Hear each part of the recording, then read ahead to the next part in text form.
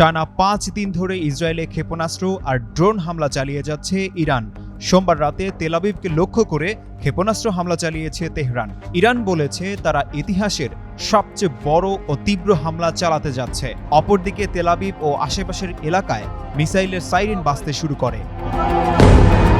ইসরায়েলের প্রধানমন্ত্রী Benjamin Netanyahu বলেছেন, ইরানের সর্বোচ্চ নেতা আয়াতুল্লাহ আলী খামেনিকে হত্যা করাই হতে পারে এই সংঘাত শেষ করার উপায়।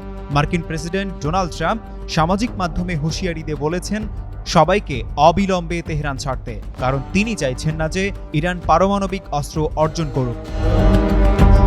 ইরানে হামলায় অন্তত ২২০ জন নিহত হয়েছে, যাদের মধ্যে রয়েছে ৭০ জন নারী ও শিশু।